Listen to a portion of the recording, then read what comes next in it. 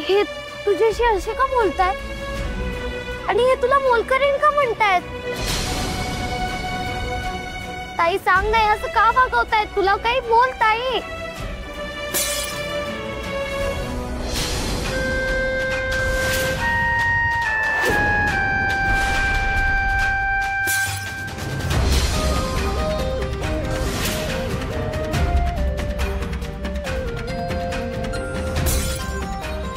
कसला आवाज आहे? राधावर राग तर काढत नसेल ना तू? ये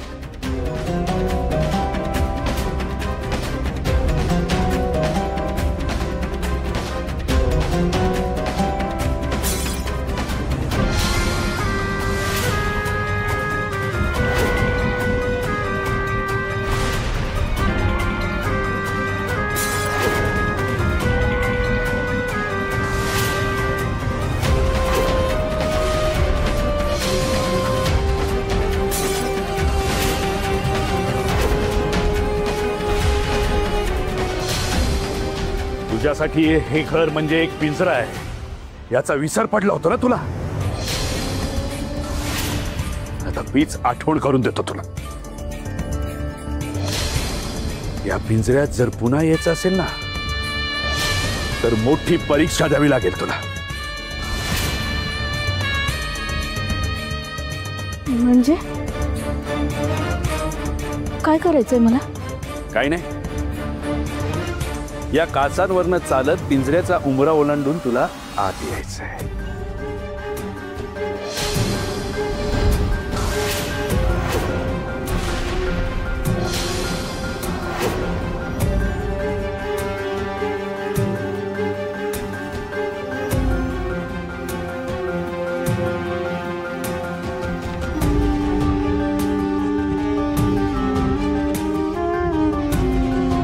काय झालं?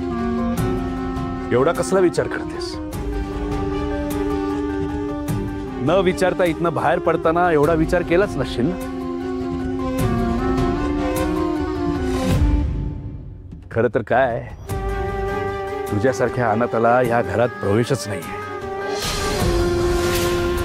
पण तू माझ्या मुलाचा हात धरून अगदी सहज या घरात आलीस.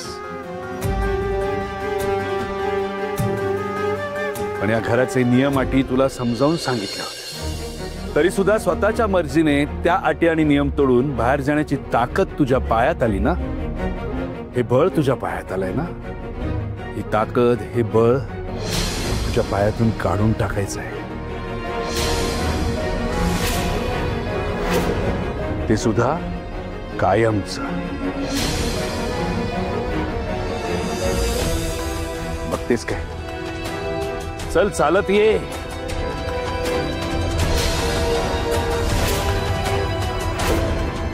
हा पिंजरा तुझी वाट बघतोय. चल.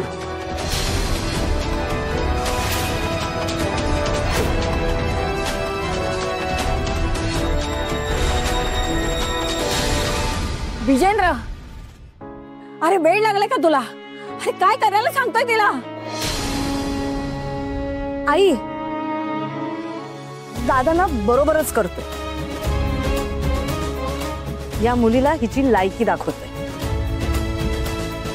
अगं, जिची आपल्या घरात राहायची ऐपत नाही तिला तो घरात येऊ देतो ना, हेच खूप आहे.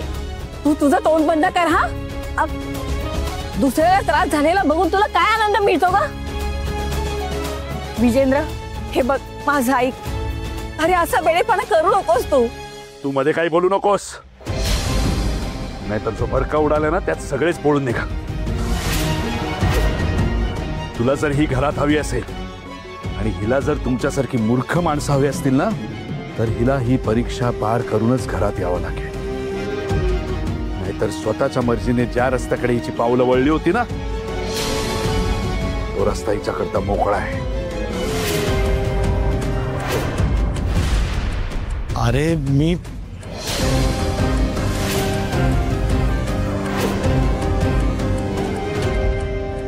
ताई तू अजिबात याच्यावरून जाऊ नकोस. ताई तुला लागेल का ताई? प्लीज चल, पाऊल टाक आणि आत ये.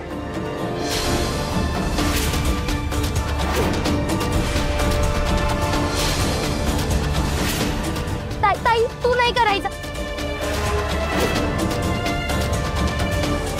ताई प्लीज ना ग, नको करूस ताई. ताई लागेल ना ग.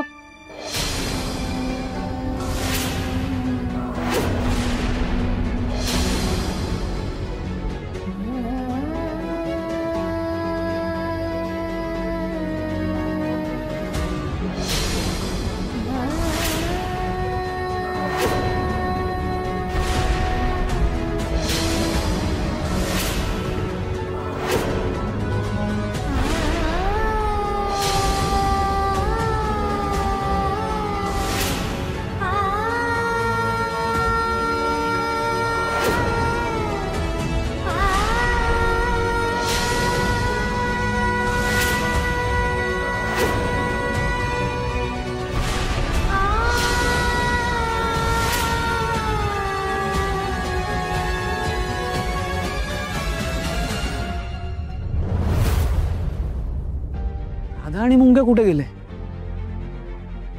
अच्छा, वरती असतील. राधा आई नको येऊस पुढे. राधा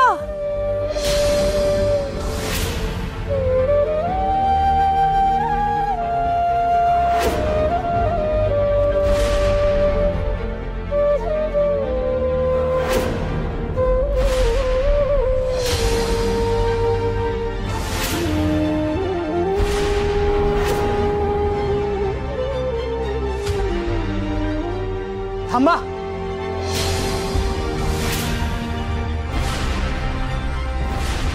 हे सगळं काय चाललंय तुमचं? तुझ्या बायकोला समज देण्याचा प्रयत्न. अच्छा, ही अशी समज देत आहे, अशी समज देत आहे. एवढं काय केलंय तिने? कुणालाही न सांगता बाहेर गेली होती ना, कामं अर्धवट सोडून, मोठी आयटीत. त्याची शिक्षा देतोय दादा तिला, आणि ती तिला भोगावीच लागेल. काय झालं? थांबलीस का तू? चल चालायला सुरुवात कर. राधा,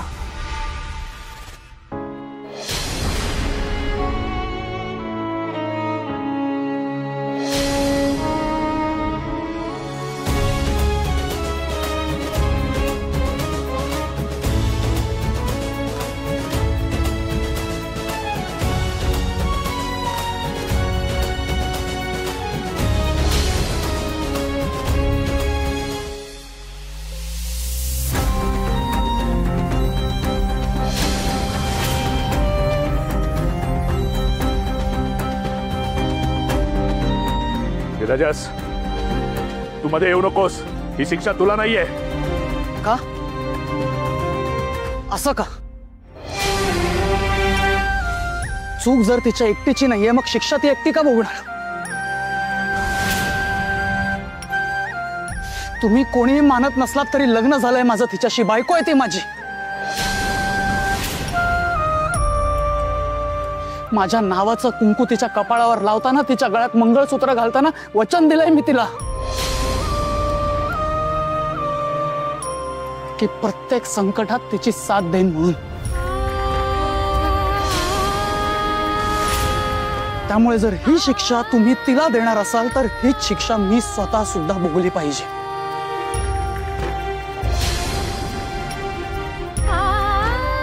नाही विराजस, तुझी चूक नाहीये ही शिक्षा मलाच भोगावी लागणार आहे. तू मला खाली सोड. तू उगाच त्रास करून घेऊ नकोस. आणि तुझ्या त्रासाचं काय?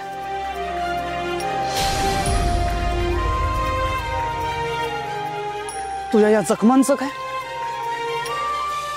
राधा, आता तुझी प्रत्येक वेदना माझी आहे. तुझ्या डोळ्यात पाणी न येऊ देणं, तुझ्यावर आलेलं प्रत्येक संकट ढाल बनून मी स्वतःवर झेलणं हे माझं कर्तव्य आहे. आणि माझं कर्तव्य पार पाडण्यापासून मला कोणीही अडवू शकत नाही.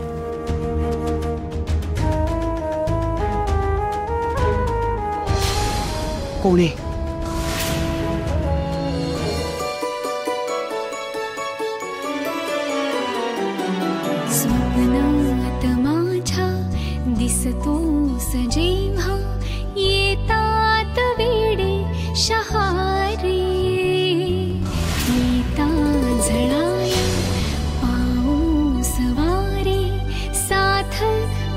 येशील का रे कुणी बांधिल्या या रेशीम गाठीना कधी सुटणाऱ्या सोबत पुली साता जन्मांची रख रख त्या या वाटेवरती सावली होय सुखाची सावली होय सुखाची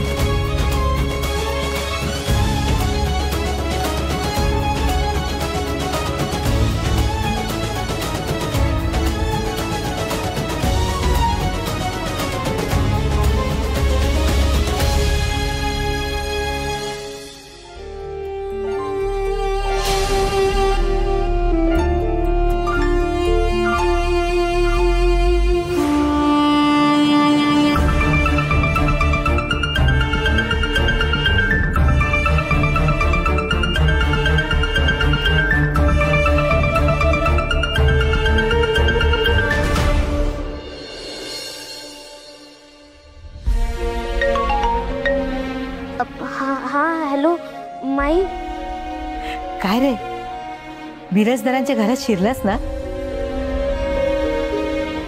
सगळं ठीक आहे ना कोणी काही बोललं नाही ना आणि आपली राधाताई कशी आहे मुंग्या अरे मी काय विचारतीये आपली राधा सुखी आहे ना तिला कोणी त्रास तर देत नाही ना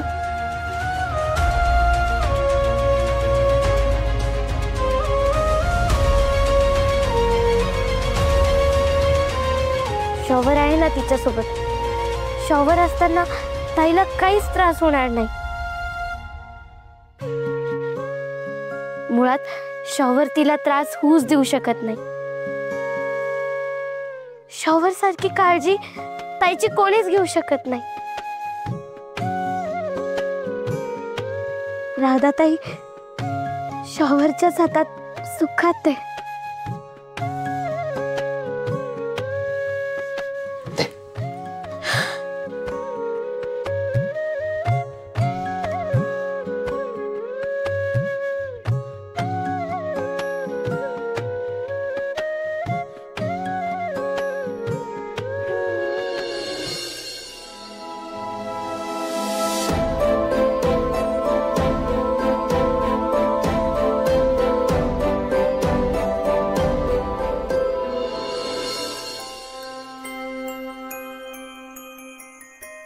ऐक ऐक ना राधा राधा नको काढू प्लीज प्लीज प्लीज चाचू चाचू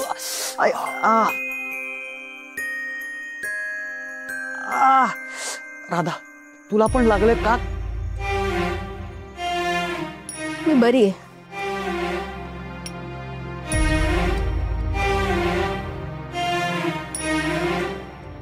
राधा बाळ अशी काय करतेस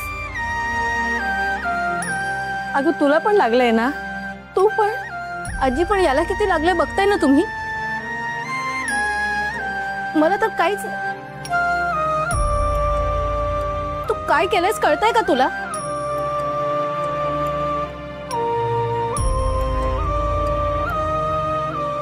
का असं वागलास तू विराजस का खूप मोठा डेअरिंग बस समजतो का तू स्वतःला काय गरज होती हे सगळं करायची?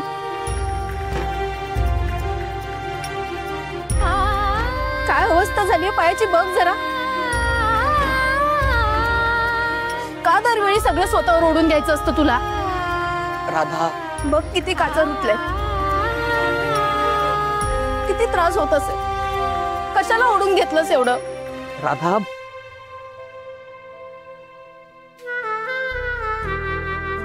तुला त्रास झाला मी नाही बघू शकत. ह्याच्यापेक्षा जास्त वेदना होती इथे. तुला त्रास झालेला मी नाही सहन करू शकत राधा. पण तुम्ही दोघं बाहेर कुठे गेला होता? ते आजी, ते हे काय झालं? मसाला बनवण्यासाठी पैसे हवे होते आणि त्या पैशांसाठी राधाने तिचं मंगळसूत्र घाण ठेवलं. काय? हो आई,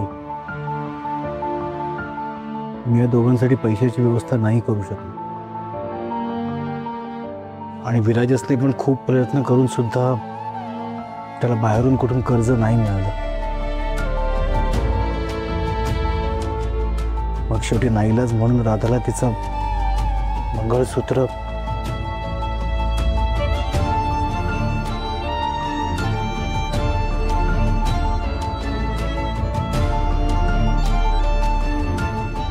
काळजी करू नकोस बाळा,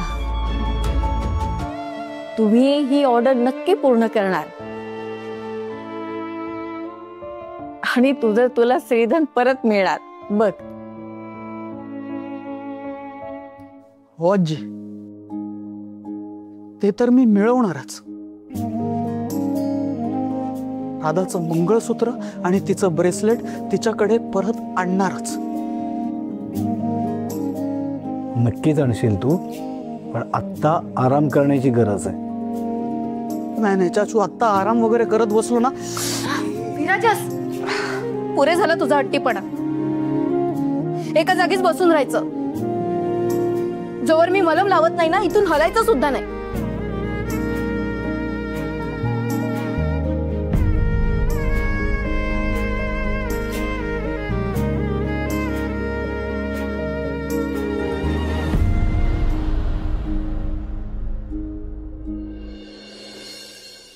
मी इथे यायला नको होतं.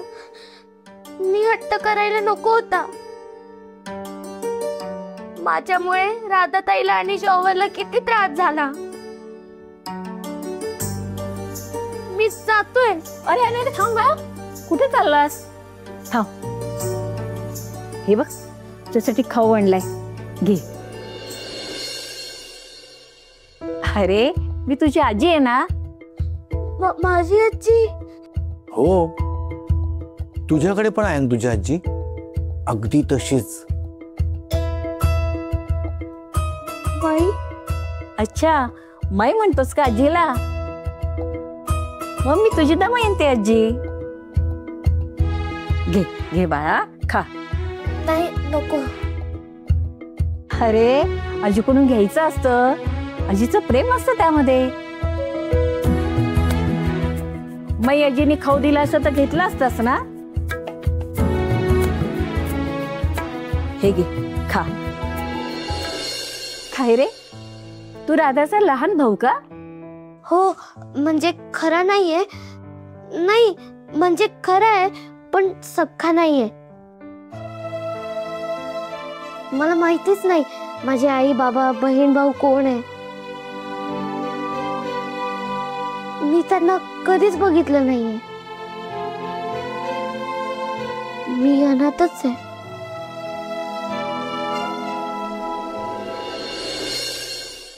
अरे पण राधाताई आहे ना तुला. हो, मी आईला कधीच नाही बघितलं, फक्त राधाताईलाच बघितलंय. पण ताईच माझी आई आहे. तिच्या इतकं प्रेम माझ्या आईने पण नसतं केलं. खूप काळजी घेते माझी ताई, माझे सर्व हट्ट पुरवते. माझ्यासाठी माझी आई माझी ताईच आहे. पण आज माझ्यामुळे तिला त्रास झाला. मी इथे यायचा हट्ट करायला नको होता. ताई आता रागवली असेल का माझ्यावर? अरे राधाताई तुझ्यावर रागवणं शक्यच नाही. आईपेक्षा जास्त प्रेम करते म्हणतोस ना, मग आई कधीच रागवत नाही आपल्या बाळावर. पण माझ्यामुळे त्रास झाला ना तिला. अरे तरीही ती रागवणार नाही. तुला माहितीये मुंग्या, जसं तुला राधाताईंनी घरी नेलं ना, तसंच मी या काकांना पण घरी आणलं होतं. अरे अगदी तुझ्यासारखाच होता, अगदी गोड. हो, आणि माझे गालही तुझ्यासारखेच होते आणि अवस्था सुद्धा. मला तर आठवतही नाही माझी आई कोण कुठली. या आजीनं मला घरी आणलं, आपलं मानलं, प्रेम केलं माझ्यावर, एक नवीन जन्म दिला मला. मग तुम्हाला पण शिक्षा झाली? हो, मी राघवेंद्रला घरी आणलं ते कोणाला आवडलं नव्हतं, पण मी माझं मूल मांडलं होतं त्याला. मी कधीच चिडले नाही त्याच्यावर, आणि मला असं कधीच वाटलं नाही की उगीच आणलं त्याला घरी.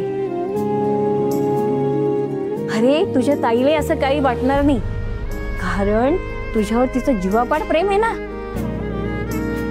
आता यापुढे तू कुठलीही काळजी करायची नाहीस आणि इथून घरी परत जायचा विचारही करायचा नाहीस. ताईच्या घरी हक्काने राहायचं. काय कळलं ना?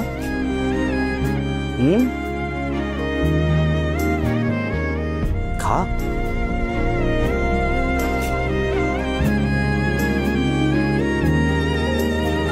संजीवनी, कुठे आहात तुम्ही? त्या अनाथ मुलीने आपल्या घरी गोतावळा जमवायला सुरुवात केलेली आहे. तिला या बिराजदार घरावर अधिकार सांगायचा आहे, पण तसं मी होऊ देणार नाही. तुम्ही ताबडतोब घरी या. चांगलीच शिक्षा केली भाऊजी तिला. आता तिची हिंमत होणार नाही घराबाहेर पाऊल टाकायची. नाही म्हणजे तशी तिला शिक्षा झालीच नाही, विराजसने स्वतःला शिक्षा करून घेतली.